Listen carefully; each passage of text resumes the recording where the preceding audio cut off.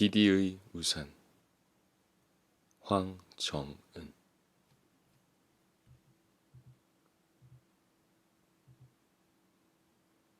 1. 5시 의례가 시작되기 직전에 D는 번개를 보았다. 동급생들은 모두 하교한 교실에 서였다. 희고 가느다란 팔뚝 같은 것이 먼지에 쌓인 검은 창틀을 넘어 교실 바닥에 닿았다. 탄내가 났다. 가서 보니 조그맣게 그을린 자국이 남아 있었다. D가 웅크리고 앉아 그것을 들여다보고 있을 때 디디가 교실 문 앞에 서서 말했다. 뭐해? D는 디디를 향해 손짓했다. 이리 와봐. 디디가 그리로 왔다.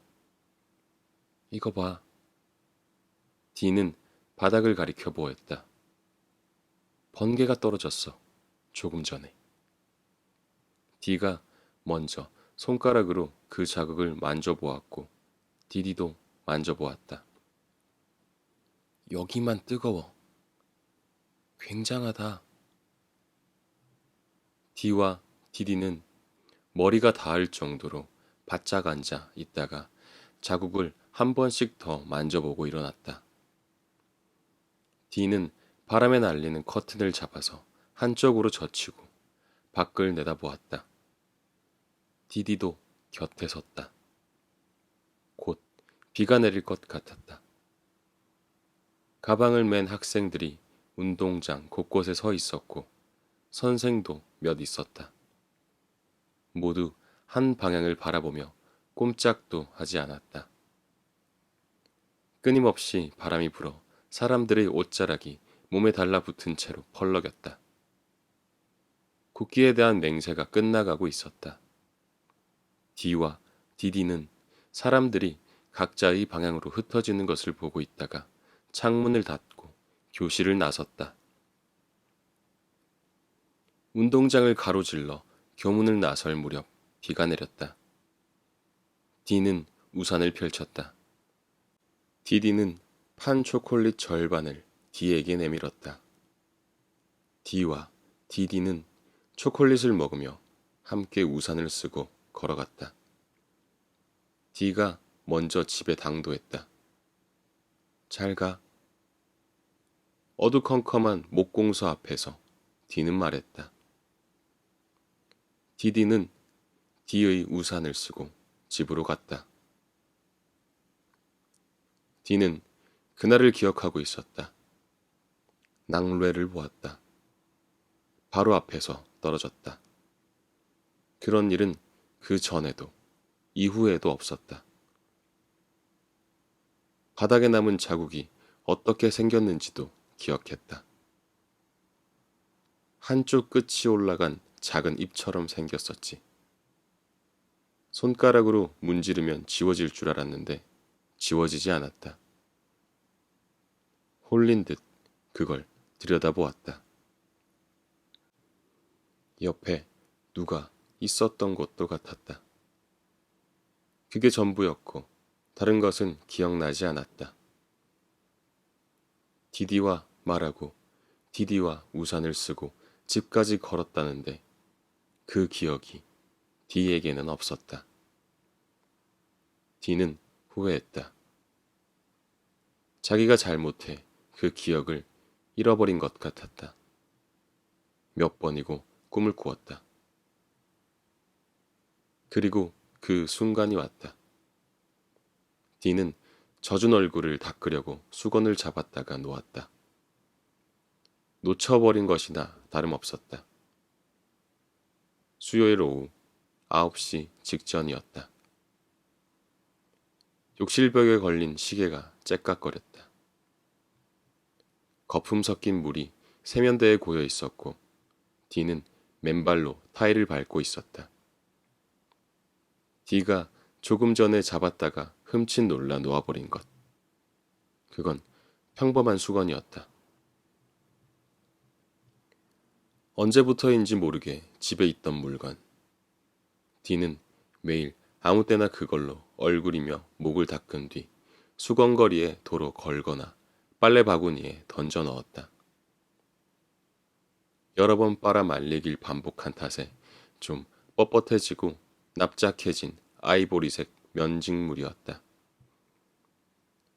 무늬도 이니셜도 없이 D로서는 다른 수건과 구별하기도 어려웠다. 그것의 온도가 갑자기 매우 낯설었다. 체온을 가진 것처럼 온기를 띠고 있었던 것이다. 불을 켜지 않은 부엌을 향해 욕실 문이 열려 있었다. D는 컴컴한 부엌을 가로지르다가 식탁에 놓인 탁상 달력을 떨어뜨렸다. 바닥을 더듬어 그것을 주웠을 때 D는 표지까지 13장인 두꺼운 마분지와 좁은 간격으로 말린 스프링에서 온도를 느꼈다. 달력을 올려두고 식탁을 짚어보니 그것 역시 미지근했다. 그것 말고도 더 있었다. 가구와 식기, 유리, 각종 손잡이들. D는 그날부터 서서히 그것을 눈치챘다. 공기보다는 싸늘해야 마땅한 사물들이 미묘한 생물처럼 미열을 품고 있었다. 그 미적지근한 온기를 참을 수 없어 D는 사물과의 접촉을 줄였다. 모든 것이 이렇게 될 수는 없으니 변한 것은 내 쪽이라고 D는 생각했다. 내가 차가워졌다. 라고. D의 아버지 이승근은 한때 목수였다. 목공소에 붙은 다락방에서 이승근과 그의 아내 고경자 그리고 D가 살았다. 목공소 구석에서 신발을 벗고 시멘트 계단을 3개 올라가면 그들이 먹고 자는데 사용하는 방이었다. 옷장과 낮은 책상 하나, 브라운관 텔레비전이 있었다. 조그만 부엌이 딸려 있었는데 그 공간엔 창이 없어 고경자가 국을 끓이거나 고기를 삶으면 냄새밴 수증기가 방을 거쳐 목공소로 내려왔다. 목공소에 쌓인 목재들은 국과 밥과 고춧가루가 섞인 반찬 냄새가 배어 있었고 새 식구가 사용하는 방엔 목공소에서 올라온 목재 냄새가 배어 있었다. D가 어릴 적엔 목공소에서 자란다는 이유로 나무에 관해 질문해 오는 선생이나 동급생이 있었는데 D는 나무에 관해 아는 것이 없었다. 목공소에는 나무가 없었으니까. D가 생각하기에 목공소를 채운 것은 목재였지 나무가 아니었다. 이미 톱이나 날에 썰렸고 이윽고 다시 썰린 뒤 못이나 악교에 붙들려 형태가 바뀔 예정인 널판지들, 껍질이 벗겨진 토막과 막대들이었고 그것들이 생긴 것부터 나무와 전혀 닮지 않았잖아. 목공소 옆에는 바랜 색종이와 먼지 쌓인 고무풍선을 파는 문구점이 있었고 거무스름하게 마른 고기를 진열장에 내버려두는 정육점이 있었다. 비좁고 후미진 그 가게들과 마찬가지로 목공소는 사계절 밤낮으로 어두컴컴했다. 톱밥은 늘 매운 냄새를 풍겼고 구석에 쌓인 오래된 목재들은 시큼하게 썩어가며 부풀었다. 이승근은 솜씨가 별로 없는 목수였다. 고객들이 목공소로 찾아와 항의하는 일이 적지 않았다. 결과물에 만족하지 못하는 고객이 많았으므로 고객을 대하는 그의 태도에는 친절과 불안과 비굴함이 섞여 있었다. 예상된 상황이 벌어지면 품삯을 깎으려는 수작이라고 고객을 비난했다. 인간들 참 뻔하고 뻔뻔하다고 이승근은 불평했지만 D가 보기에도 아버지의 목공은 볼품없었다. 아버지가 만들어내는 것들은 정확하지 않았으며 안정적이지도 않았고 실용적이지도 아름답지도 기발하지도 심지어 기괴하지도 않았다. D는 그가 고객에게 왜 사실을 말하지 않는지, 목공소를 찾아온 고객에게 자신은 솜씨가 없다고 왜 고백하지 않는지, 그것을 제대로 말하지 않고 같은 상황을 왜 거듭해 겪는지를 의아하게 여겼다. 이승근은 D를 때리지 않았고 아내가 만든 음식을 불평하지 않고 남김없이 먹었으며 술이나 경마에 관심을 보이지도 않았지만 그것이 얼마나 신성한 일인가도 마키다, 히타치, 렉슨, 보쉬의 전동기구들, 끌과 망치와 대패, 접는 톱과 실톱, 이승근이 그것들을 사용해 목재를 절삭하고 구멍을 내고 깎아내고 문지르는 소리는 D에게 세계의 배움이었다. 작업 공간과 주거 공간이 제대로 분리되어 있지 않아 D는 방에서 밥을 먹고 낮잠을 자고 텔레비전을 보고 숙제를 하는 동안 그 소리를 들었다. D가 특별히 끔찍하게 여겼던 것은 톱날의 회전으로 목재를 자르는 절삭기들이 내는 소리였다.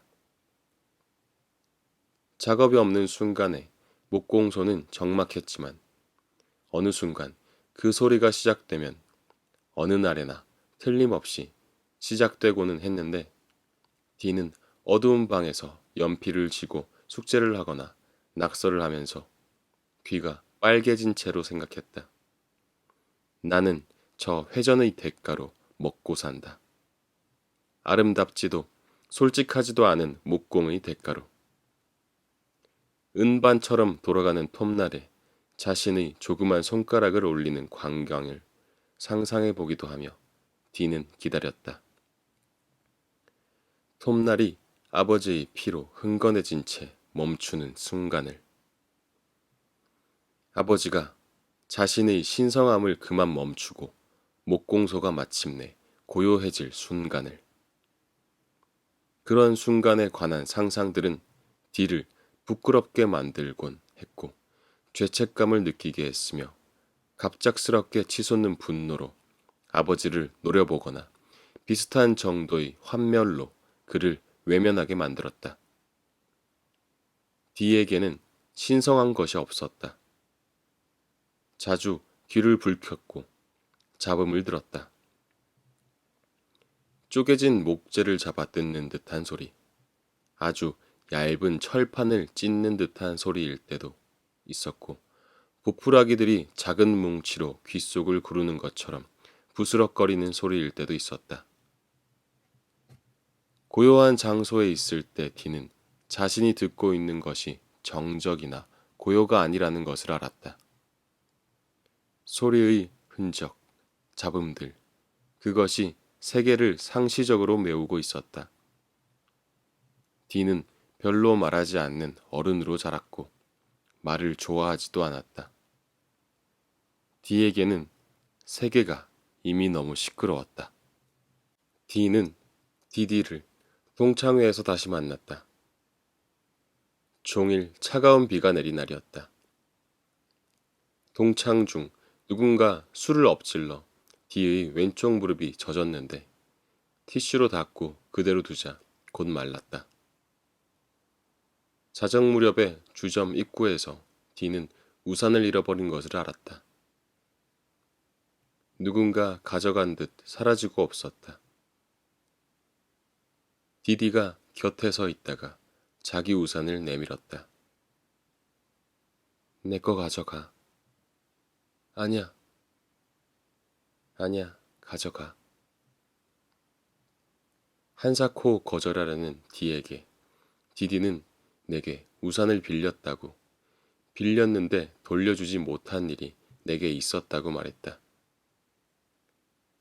디가 기억하지 못하는 일이었다. 어렸을 때 낙뢰를 같이 보았다는데 그 기억도 디에게는 없었다.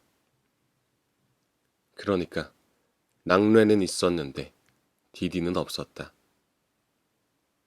그때 우리가 같이 있었다고? 디디는 우산을 쥐고 난처하다는 듯 디를 보았다. 결국 디와 디디는 우산 하나를 둘이 쓰고 디디의 집에 먼저 들르는 루트를 짰다. 조금 시간이 걸리지만 걸어서 갈 수 있는 거리였다. 우산을 디가 쥐었다. 디디는 물웅덩이를 만나면 매번 우산 밖으로 나갔다가 돌아왔다. 디디의 머리와 얼굴이 젖었고 디는 그게 신경 쓰였다. 잘 가. 배웅하는 디디에게 손을 흔들어 보인 뒤 디는 디디의 우산을 쓰고 집으로 갔다.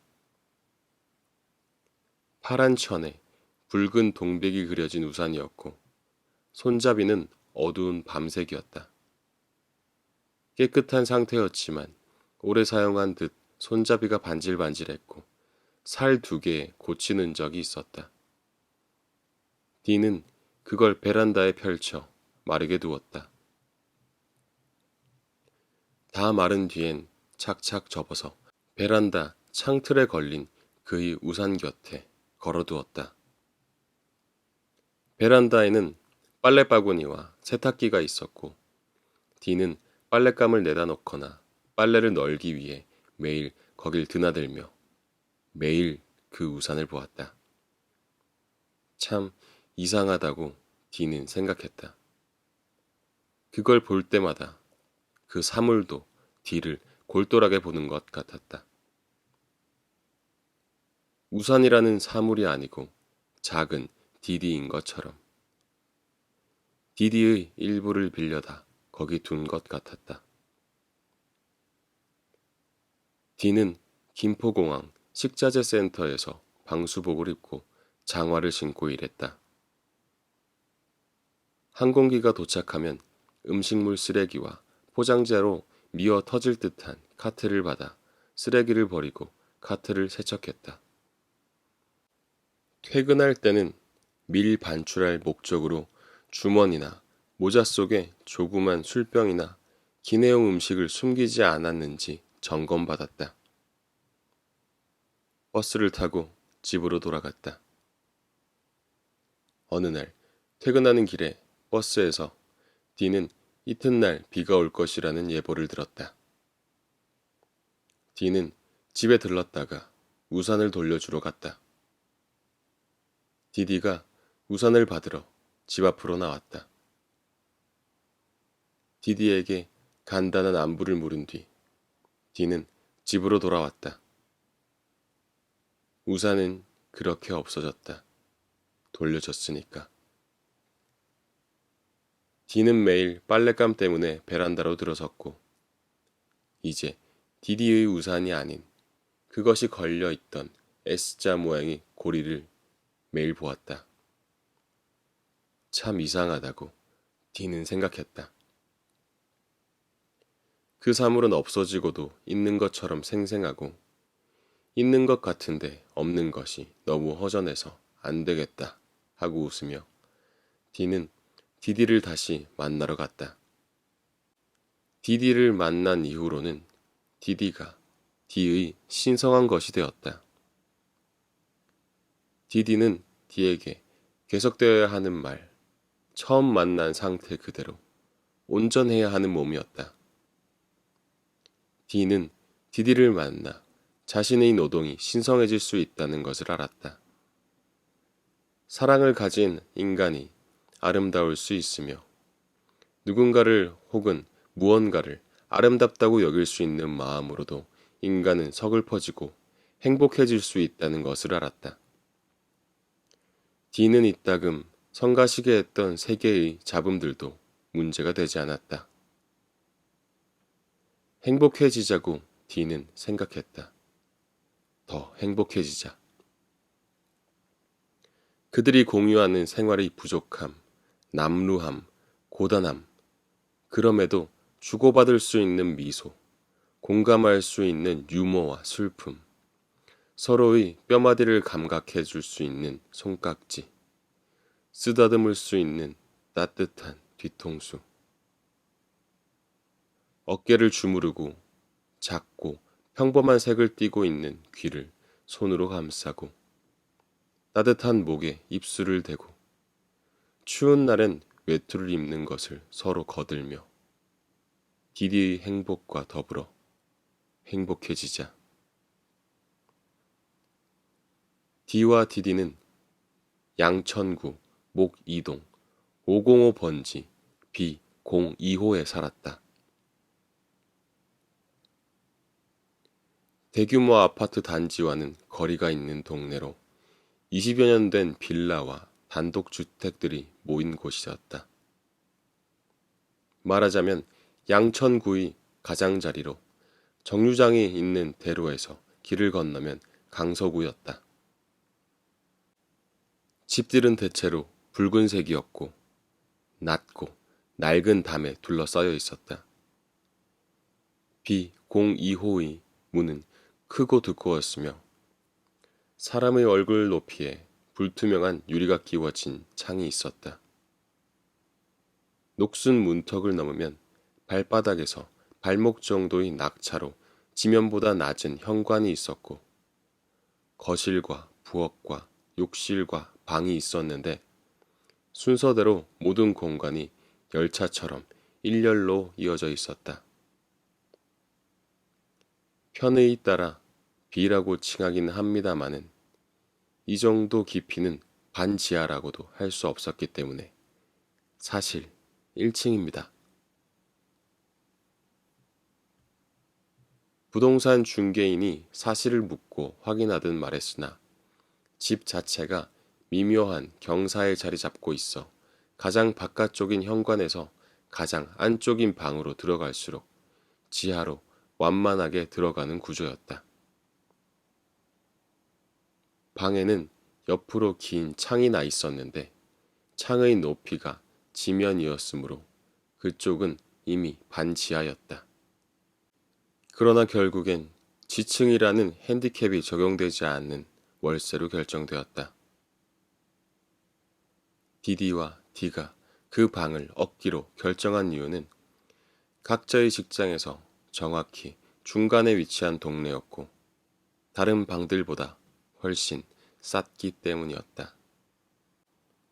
임대인인 김 귀자는 글을 읽거나 쓸 줄 모르는 노인이었다.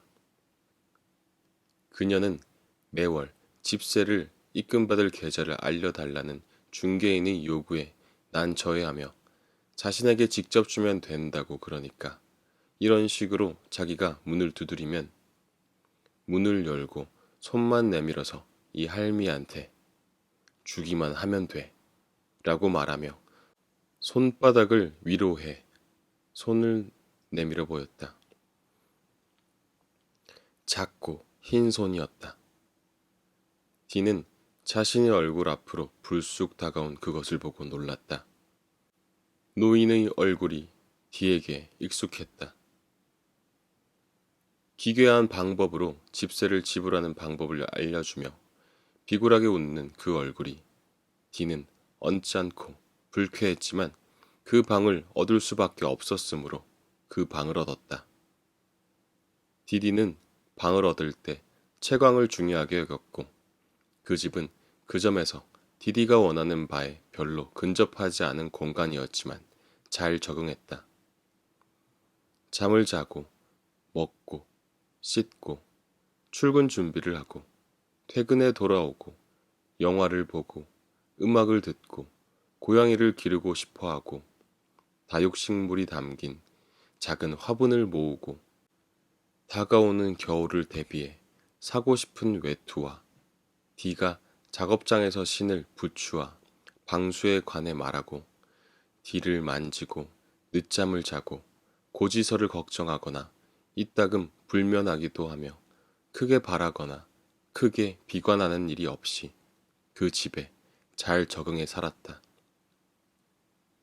들뜬 벽지나 낡아서 도금이 벗겨진 손잡이에 손을 베이는 일이 잦았고 기묘하게도 일요일만 되면 욕실 천정 한 구석에서 흙탕물이 타일의 골을 따라 흘러내렸으며 보일러를 사용하지 않는 계절에는 눅눅해진 이불 위에서 등이 차가워진 채로 잠을 깨게 되는 방이었다. 그 방으로 돌아오다가 디디는 죽었다. 내동댕이 쳐졌다. 디는 그것을 반복해 생각했다. 많은 것을 생각했는데 마지막엔 늘 그것을 생각했다. 내동댕이 쳐졌지. 그 많은 사람이 타고 있던 버스에서 정교하고도 무자비한 핀셋이 집어내던진 것처럼 오로지 디디만 바깥으로. 충돌의 결과 우리가 매일 오가던 딱딱한 도로 위로. 디는 거의 모든 사물에서 온기를 감각하게 된 뒤로 외출하지 않았다. 출근도 하지 않고 집에 머물렀다. 누구와도 통화하지 않고 그다지 먹지도 마시지도 않으면서 사물들을 부수고 쪼개고 버렸다. 공들여 그 일을 하다 보면 사물들의 온기로 손이 뜨거워졌다. 디는 자결감을 줄이려고 머리를 긁거나 몸에 손을 문질러 가며 작업했다. 쓰레기를 계속 버려 골목을 지저분하게 만든다고 툴툴거리며 누군가 문을 두드리기도 했으나 디는 대꾸하지 않고 하던 일을 계속했다. 상자를 채우고 물건을 버리고 상자를 채웠다. 사물들은 내내 기묘하고도 기괴한 생물들처럼 온기를 띠고 있었고 그것을 만질 때마다 디는 역겨워 견딜 수가 없었다. 그럼에도 그것들을 내버려 둘 수 없는 이유는 거짓말을 하니까. 디는 어리둥절한 채 한동안 기다렸다. 사물들은 대부분 그대로 남아 있었다. 급하게 외출할 일이 있을 때 디디가 머리에 눌러 쓰곤 했던 모자가 옷장에 걸려 있었고 실내용 슬리퍼는 디디가 마지막으로 벗어둔 그대로 현관 매트 위에 남아 있었으며 출근하기 직전에 차를 담아 마셨던 컵은 갈색 차를 조금 담은 채 탁자에 놓여 있었다. 신발장에 아끼던 우산이 잘 접힌 채 세워져 있었고 욕실엔 낡아서 교체할 때가 된 칫솔과 절반 넘게 남은 헤어 제품이 있었으며 탁상 달력에는 디디의 필체로 메모가 적혀 있었고 이불과 베개에는 디디의 냄새가 배어 있었다. 그것들을 고스란히 남겨두고 디디는 잠시 외출한 것 같았다. 어딘가에 틀림없이 있는 것 같았고 그래서 오늘 저녁이나 내일 아침 혹은 며칠 뒤 아무렇지 않게 이 공간으로 돌아올 것 같았다. 그것은 언제일까? 지금이 아니고 아직은 아니지만 다음에서 다음으로 건너가는 지금이자 다음. 디는 매 순간 벅차게 그 순간을 실감했고 매 순간 그 실감을 배반당했다. 사물들은 그런 착각을 나중에 몇 배나 되는 상실감과 배신감으로 돌아오는 기대와 희망을 품게 만들었다. 디는 물건을 버리며 그 기만적인 기대와 거짓된 실감을 버렸다. 예컨대 디디의 갈색 구두. 그것과 같은 구두는 세상에 없었다. 디디의 발 모양으로 늘어났고 디디의 걸음걸이 습관 그대로 굽이 달았으며 반복해 접혔고 주름졌으니까. 그것을 상자에 넣으며 디는 생각했다. 이것을 이 상자에 넣었으므로 저쪽 상자엔 넣을 수 없지. 동시에 있을 수는 없으니까 사물은. 이 상자에 있는 동시에 저 상자에 있을 수는 없다. 이제 여기 담겨졌으니 저쪽엔 없다. 여기에 있으면 저기엔 없지. 사물이 그렇지만 구두를 신던 사람은